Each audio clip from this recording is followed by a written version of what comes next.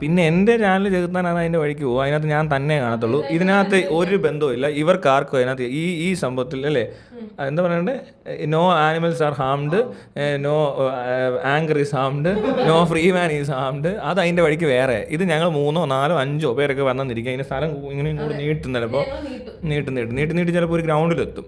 ഒരുപാട് ആൾക്കാരൊക്കെ വിളിച്ചിരുത്തി നമ്മളൊരു ക്രൗഡ് എന്താ പറയണ്ടേ ടോക്കോ എന്ത് വേണേൽ നടത്തിയെന്നിരിക്കും. അതെല്ലാം നടത്താൻ വലിയ പാടുള്ള കാര്യങ്ങളൊന്നും അല്ല. അപ്പോൾ ഏത് എങ്ങനെ നമുക്ക് പെട്ടെന്ന് ചെയ്യാൻ പറ്റും എന്നുള്ളത് പെട്ടെന്നാണ് മനസ്സിലായി. ഇപ്പോഴാണ് വിചാരിച്ചിരുന്നത് ഇത് കുറെ നമ്മൾ ചെയ്യണം എന്നൊക്കെ വിചാരിച്ചിരിക്കുമെങ്കിലും അത് കുറെ സമയം എടുക്കും. അതിൻ്റെതായിട്ടുള്ള കുറെ കാര്യങ്ങളൊക്കെ സെറ്റ് ചെയ്യണമെന്ന്. ഇത് വളരെ എല്ലാം ചടപടേതായിരുന്നു. അല്ല, അതിനകത്തുള്ള സംഭവം എന്ന് വെച്ചാൽ ഇന്നലെ വെറുതെ ചിത്രം എന്തോ ഒരു ഇന്റർവ്യൂവിൻ്റെ കാര്യം പറയാനോ എന്തിനു വേണ്ടി വിളിച്ചതാ. അപ്പോൾ ഉടനെ ചിത്രം പറയുകയാണേ നമുക്ക് ഈ പോഡ്കാസ്റ്റ് പോലൊക്കെ ഇരുന്ന് സംസാരിച്ചാലോ എന്ന് പറഞ്ഞു. അപ്പോൾ ഉടനെ ഞാനും ഡെന്നിസും ഫ്രീ മാൻസ് പോയിന്റ് കൂടെ ഉണ്ട്.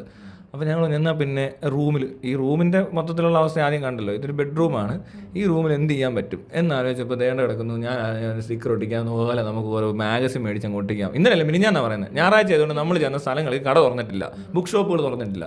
അപ്പോൾ എന്ത് ചെയ്തു, ഇന്നലെ രാവിലെ ഞാനും ഡെന്നിസൂടെ പോയിട്ട് ഈ ബാറ്റ്മാൻ, സൂപ്പർമാൻ, പിന്നെ ഇന്ത്യൻ മിത്ത് എന്തൊക്കെയോ ആയിട്ടുള്ള 3 ബുക്കേ മേടിച്ചിട്ടുള്ളൂ. ഈ 3 ബുക്കിൻ്റെയും പേജുകളെല്ലാം വലിച്ചു വാരി 1300 രൂപ. അത് മൊത്തം കൂടെ അങ്ങ് ഒട്ടിച്ചു. പിന്നെ 3 ചെയർ മേടിച്ചു 3200 രൂപ. അപ്പോൾ എത്രയായി 4500 രൂപ. പിന്നെ അത് കഴിഞ്ഞിട്ട് ലൈറ്റ് മേടിച്ചു, ലൈറ്റ് വേണമല്ലോ, അതിന് എത്രയായി 3500. അങ്ങനെയൊക്കെ എത്രയായി 4500, 3000, 8000 രൂപയായിട്ടുണ്ട്. 8000 റുപ്പീസിൻ്റെ പരിപാടിയാണ് ഇപ്പോൾ നടന്നിരിക്കുന്നത്. ഈ സംഭവം ഇത്രേ ഉള്ളൂ. പിന്നെ ഈ കസര മേടിച്ച് ഇത്തിരി കസരക്ക് ഇരുന്നാൽ പോരെ, നമുക്ക് ഇരുന്നാൽ പോരെ, കറങ്ങണോ നമുക്ക് പിന്നെ കറക്കാം. നിന്നെ മാത്രം കറക്കിയാൽ ആദ്യം ഞങ്ങൾ 3 കറങ്ങണോ? നീ അയ്യോ അത് കൊള്ളാം. ഇതിനകത്ത് പിന്നെ മൈക്ക്, ഈ മൈക്ക് എങ്ങനെയുണ്ട്? നല്ല സൂപ്പറാ. ആദ്യം എനിക്ക് രാവിലെ ഓഡിയോ ചെക്ക് ചെയ്തിട്ട് എനിക്ക് അയച്ചു തന്നിട്ടുണ്ടായിരുന്നു, വീഡിയോ എടുത്തിട്ട്. ഈ കഴിഞ്ഞ ഇടയ്ക്കെല്ലാം ഞാൻ ഈ വീഡിയോ ഉണ്ടാക്കുന്നത് ഇങ്ങനത്തെ ഈ മൈക്കിലാണ്. സൗണ്ട് ക്വാളിറ്റി അടിപൊളിയാണ്. ഇനി വേണേൽ ആപ്പിൾ എടുത്ത് വെച്ചിട്ടും നമുക്ക് ഈ സൗണ്ട് പിടിക്കാം. പക്ഷേ ഇത് സാംസങ്ങിൽ ഇത് നല്ലപോലെ വർക്ക് ആവുന്നുണ്ട്. നല്ല ക്ലിയർ ആണ് ശബ്ദം ഒക്കെ. ഇത്ര സിമ്പിളാണ് പരിപാടി. ഇതിന് ഇത്ര കിടന്ന് തലകുത്തി മറിയേണ്ട കാര്യമൊന്നുമില്ല. നമ്മൾ മൈക്ക് മേടിച്ചു, അത് പിന്നെ മറ്റേ ബ്ലൂടൂത്ത് കണക്ട് ചെയ്തു, കേൾക്കുന്നുണ്ടോ നോക്കി, അത് കേൾക്കുന്നില്ല, പിന്നെ വോയിസ് കിട്ടിയില്ല, പിന്നെ എന്തെല്ലാം പ്രശ്നങ്ങളാണെന്ന് അറിയാം. വീഡിയോ ഒക്കെ ഷൂട്ട് ചെയ്ത് കഴിയുമ്പോൾ ചിലപ്പോൾ ശബ്ദം ഉണ്ടാവില്ല. അങ്ങനെയൊക്കെയുള്ള കലാപരിപാടികളൊന്നും തന്നെ ഇവിടെ വരുന്നതായിരിക്കില്ല. കാരണം ഇത് ഇതിനകത്ത് വെറുതെ ഇങ്ങനെ റെക്കോർഡ് ചെയ്തെടുക്കും. ഇതിനകത്തെ വേറെ സംഭവമുണ്ട്. ഈ സംഭവം ഏറ്റവും സിമ്പിളായിട്ട് ചെയ്യുന്ന കാര്യം ഇപ്പം കണ്ടുകൊണ്ടിരിക്കുന്നത്. ഇത് ആർക്ക് വേണം ചെയ്യാം, ഇത്രേ ഉള്ളൂ. നിങ്ങളുടെ വീട്ടിൽ മുറിക്കകത്തൊക്കെ ഇതുപോലെ 10 സ്റ്റിക്കർ ഒട്ടിച്ചിട്ട് കാര്യങ്ങളോട് പറഞ്ഞു തുടങ്ങുക. ഞങ്ങൾ അങ്ങോട്ടും വരാൻ വേണമെങ്കിൽ അല്ലേ, ആരെങ്കിലും ഞങ്ങളെ യൂട്യൂബേഴ്സോ ചോറ് മാത്രം മതി, കറി വേണ്ടേ? കറി വേണോ? ചോറെന്ന് പറയുമ്പോൾ പിന്നെ കറി വേണ്ടേ? നിനക്ക് ഏറ്റവും ഇഷ്ടമുള്ള കറികൾ പറ. എനിക്ക് ഇഷ്ടമുള്ളത് പറഞ്ഞാൽ ചിലപ്പോൾ ചിലവർക്ക് ഇഷ്ടപ്പെടില്ല. അത് അവരുടെ പ്രശ്നമാണ്, നമ്മുടെ പ്രശ്നം. എനിക്ക് ബീഫ് ഇഷ്ടമാണ്. നീ അത് തന്നെ ആദ്യം പറയാ. നീ എന്തോ ചോറ്, സാമ്പാറ്, തോരൻ, മോര്, എനിക്ക് അങ്ങനെ പറഞ്ഞുകൂടാ മീന് എന്നൊക്കെ പറഞ്ഞതിനിടയിൽ പറഞ്ഞാൽ പോരെ ബീഫ് എന്ന്. ബീഫാണ് ഏറ്റവും ഇഷ്ടം. ഓ അങ്ങനെ. എനിക്കും അതെ ബീഫാണ് ഇഷ്ടം. പക്ഷെ എനിക്ക് കൊളസ്ട്രോള്, അറ്റാക്ക്, ആൻജിയോപ്ലാസ്റ്റി ഇതെല്ലാം കഴിഞ്ഞപ്പോൾ എനിക്ക് ബീഫ് റെസ്ട്രിക്ഷൻ വന്നു. അതിനിപ്പോൾ ഇവരാരും പറയേണ്ട കാര്യമൊന്നുമില്ല. എനിക്കിപ്പോൾ ബീഫ് കഴിക്കാൻ പറ്റത്തില്ലെന്നാണ് പറഞ്ഞേക്കുന്നത്. എങ്കിൽ പോലും എനിക്ക് ബീഫ് ഇഷ്ടമായിരുന്നതുകൊണ്ട് ഞാൻ കുറച്ചൊക്കെ ബീഫ് കഴിക്കുന്നുണ്ട്. ചിക്കൻ ഇഷ്ടമാണ്. മീനോ? മീൻ കുഴപ്പമില്ല, മുള്ളൊക്കെ ഉള്ളതുകൊണ്ട് ഇച്ചിരി പാടായതുകൊണ്ട്. ഇത് സാധനം വേറെ. മുള്ളില്ലാത്ത മീനാണെങ്കിൽ കുഴപ്പമില്ല. ചെമ്മീനൊക്കെ കഴിക്കാം. അല്ല കഴിക്കാന്നല്ല, കഴിക്കാൻ ഇഷ്ടമാണ്. എനിക്ക് അങ്ങനൊന്നുമില്ല. മീൻ ഇഷ്ടമാ, ഇറച്ചി ഇഷ്ടമാ, ഈ പറഞ്ഞ പോലെ പച്ചക്കറി ഇഷ്ടമാ. തനിക്കോ? എനിക്ക് ഈ പറഞ്ഞ പോലെ ഞാൻ ബീഫിൻ്റെ ആളായിരുന്നു. ഞാൻ ബീഫ് കഴിച്ച് അവസാനം ഈ പറഞ്ഞ പോലെ ഇയാളുടെ പോലത്തെ ഒരു ഹൃദയാഘാതം.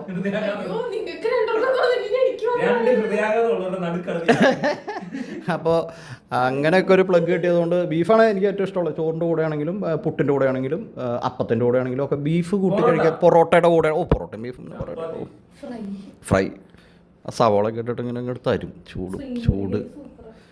ചൂട് പൊറോട്ടയും ബീഫും. മനസ്സിലായോ? അതിങ്ങനെ കുറച്ചടിക്കാന്ന് പറഞ്ഞാൽ ശരി. അപ്പോൾ അതാണ് ഏറ്റവും ഇഷ്ടമുള്ളത്. എനിക്ക് ബീഫിൻ്റെ ആളാണ്. പക്ഷേ ഇപ്പോൾ ഈ പറഞ്ഞ പോലെ ഇപ്പോൾ കഴിക്കാൻ പറ്റാറില്ല. അതുകൊണ്ട് പിന്നെ അങ്ങനെ കഴിക്കാറില്ല. പിന്നെ ഇപ്പോൾ കഴിക്കുന്ന കൂടുതലും ഫിഷാണ്. മുള്ളുള്ളതൊന്നും പ്രശ്നമൊന്നുമില്ല. പക്ഷേ വേറെ ഒന്നും കഴിക്കാൻ പറ്റില്ലല്ലോ. ഈ പച്ചക്കറിയൊക്കെ തിന്നോണ്ടിരിക്കാൻ പറ്റുമൊന്നുമില്ല. അതുകൊണ്ട് പിന്നെ അങ്ങനെയൊക്കെ അങ്ങ് പോകുന്നു. അതാണ്. അത് വേറെ ഒന്നും ചെയ്യാനില്ലല്ലോ. ആവശ്യത്തിന് മരുന്ന് കഴിക്കുന്നില്ലേ? അതിനിടയിൽ ഇനി ബീഫ് കഴിച്ചില്ലെങ്കിൽ എന്താ? ഇതുവരെ തനിക്ക് ഇത്ര മരുന്ന് കഴിക്കാൻ പറ്റിയിട്ടുണ്ടോ? ഈ ഓപ്പറേഷൻ തിയേറ്ററിൽ കയറി ഈ മറ്റേ കാത്തലാബിൽ പോയിട്ട് ഇങ്ങനത്തെ പ്രൊസീജിയർ ചെയ്യാൻ പറ്റിയിട്ടുണ്ടോ? ഇഞ്ചക്ഷൻ അല്ലേ കിട്ടിയിട്ടുള്ളൂ. ഇതങ്ങനെ ലാറ്ററിയൊക്കെ കട്ട് ചെയ്തിട്ട് ഇതിനകത്തൂടെ സാധനം കയറ്റി ഇവിടെ വരെ വന്നപ്പോൾ തനിക്ക് അറിയാമെന്നോ? എവിടെ വരെ ഫീൽ ചെയ്തു? ഒന്നും ഫീൽ ചെയ്തില്ലല്ലേ? എടാ എനിക്ക് ഇവിടെ വരെ വരുന്ന അറിയാമെന്ന്. എന്നുവെച്ചാൽ ഒരു മൂവ്മെന്റ് ഫീൽ ചെയ്തു, ഇതിനകത്തൂടെ ഞരമ്പിൽ കൂടെ സാധനം പോകുന്നത്. പക്ഷേ ഇതിനപ്പുറത്തോട്ട് അറിഞ്ഞില്ല.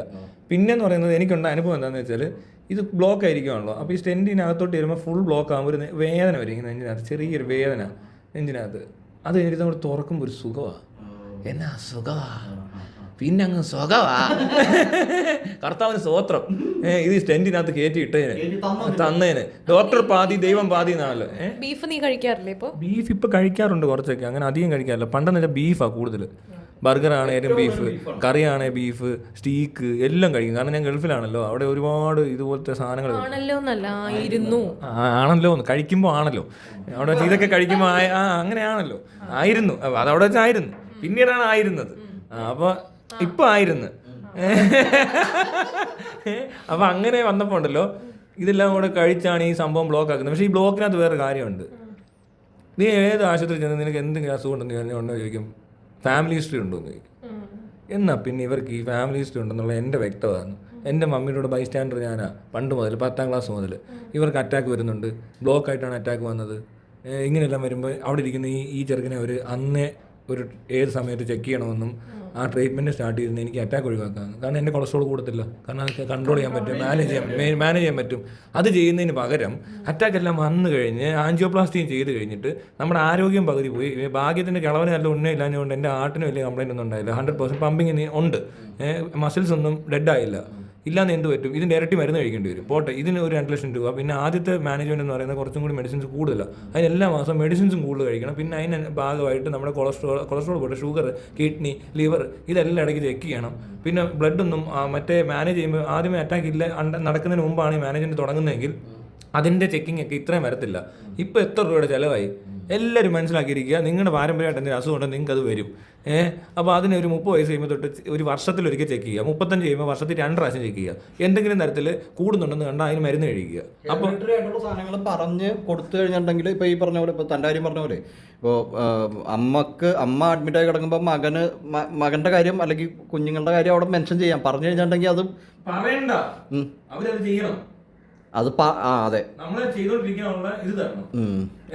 അഡ്വൈസ് തരേണ്ടതാണ്. അത് പറയണം, അത് അറിയിക്കാതിരിക്കുക അല്ല. വേറൊരു കാര്യമുണ്ട്. മുമ്പ് എന്ന് പറഞ്ഞു കഴിഞ്ഞാൽ ഈ പറഞ്ഞ പോലെ ഇപ്പൊ കുറച്ചുകൂടെയൊക്കെ ആളുകൾക്ക് അറിയാതൊക്കെ മനസ്സിലാവുണ്ടോ?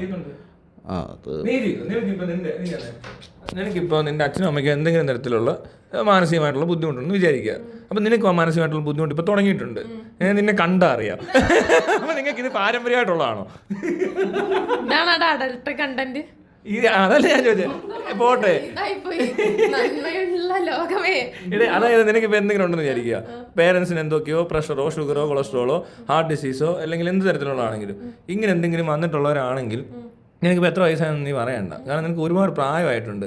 അപ്പോൾ അതുകൊണ്ട് നീ എന്നെക്കാളും ഒരുപാട് മൂത്തുപോയി. അപ്പോൾ ഈ പറഞ്ഞ എന്തെങ്കിലും സാധനങ്ങൾ ഒരു പ്രായത്തിന് കഴിഞ്ഞിട്ട് നിനക്ക് ചെക്ക് ചെയ്യണം എന്നൊരു ധാരണ നിനക്ക് ഉണ്ടാകുന്നു. എന്നോട് രാവിലെ ഡെന്നിസ് പറഞ്ഞു BP ഒന്ന് ചെക്ക് ചെയ്യാൻ.